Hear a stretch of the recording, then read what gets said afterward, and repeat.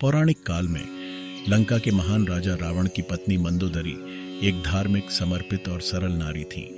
वह धर्म के पथ पर चलने के लिए जानी जाती थी और भगवान शिव का विशेष भक्त भी थी। उन्होंने अपने भक्ति और निष्ठा से अपने पति की राज्य सुख की परवाह किए बिना धर्म के मार्ग पर चलने का संकल्प बनाया था। एक दिन लंका में एक महान यज्ञ हो रहा था। यज्ञ का आयोजन रावण ने किया था और यज्ञारंभ के दिन उन्होंने मंदोदरी से यज्ञ संपन्न करने का निर्णय लिया। मंदोदरी, जो अपने पति की उपासना के लिए जानी जाती थी, यज्ञ में सम्मिलित होने के लिए बहुत खुश थी।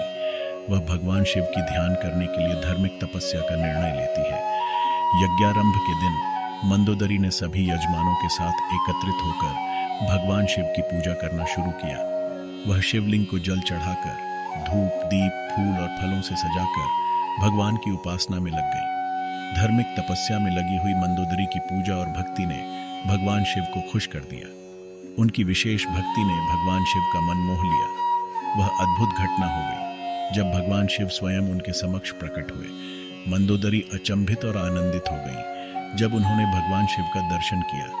भगवान शिव ने मंदोदरी से कहा, मेरी भक्त, तुम्हारी तपस्या और निष्ठा का मैंने सम्मान किया है। मैं तुम्हारे मन की मांग पूरी करता हूँ। भगवान शिव ने मंदोदरी को एक अमूल्य वरदान दिया।